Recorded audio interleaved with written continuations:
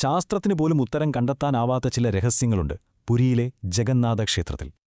ഇവിടത്തെ കാര്യങ്ങൾ പ്രകൃതി നിയമങ്ങളെ വെല്ലുവിളിക്കുന്നുവെന്ന് പറഞ്ഞാൽ നിങ്ങൾ വിശ്വസിക്കുമോ? അപ്പോ എന്താണിതിന് പിന്നിൽ? നമുക്ക് പുറത്തുനിന്ന് തന്നെ തുടങ്ങാം. നമ്മുടെ ആദ്യത്തെ രഹസ്യം അത് ക്ഷേത്രത്തിന് മുകളിലെ ഈ കൊടിയിലാണ്.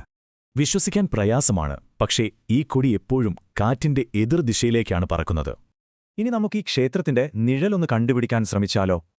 അതെ, എത്ര വലിയ വെയിലാണേലും ഈ കൂറ്റൻ ഗോപുരത്തിന് ഒരു നിഴൽ പോലും നിലത്ത് വീഴില്ല. അടുത്തത് ക്ഷേത്രത്തിന് മുകളിലുള്ള ഈ സുദർശന ചക്രമാണ്. ഇതിനുമുണ്ട് ഒരു അത്ഭുത കഥ. എങ്ങനെയാണ് ഈ ഭീമാകാരമായ ചക്രം നമ്മൾ എവിടെ നിന്ന് നോക്കിയാലും നേരെ നമ്മുടെ നേർക്ക് തിരിഞ്ഞിരിക്കുന്നതായി തോന്നുന്നത്?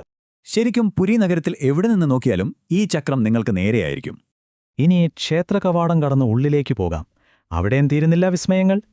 കവാടത്തിന്റെ പുറത്ത് കടലിന്റെ ഇരമ്പലാണ്. എന്നാൽ ഒരടി ഉള്ളിലേക്ക് വെച്ചാലോ ആ ശബ്ദം പൂർണ്ണമായും നിലയ്ക്കും. ഇനി നേരെ ക്ഷേത്രത്തിലെ അടുക്കളയിലേക്ക് പോകാം. അവിടെ എല്ലാ ദിവസവും ഒരു അത്ഭുതം നടക്കുന്നുണ്ട്. 7 കലങ്ങൾ ഒന്നിനു മുകളിൽ ഒന്നായി വെച്ചാണ് പാചകം.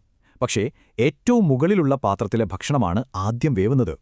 ഈ പുണ്യഭക്ഷണമാണ് മഹാപ്രസാദം. ഇതിന്റെ അളവിലാണ് അടുത്ത അത്ഭുതം.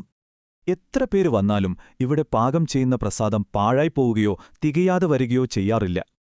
അപ്പോൾ ഒന്ന് ആലോചിച്ച് നോക്കൂ, കാറ്റിനെതിരെ പറക്കുന്ന കൊടി, നിഴൽ വീഴാത്ത ഗോപുരം, വിചിത്രമായ പാചകരീതി. ഇവയെല്ലാം ശാസ്ത്രത്തിന് ഇനിയും കണ്ടെത്താനാവാത്ത ഉത്തരങ്ങളാണോ?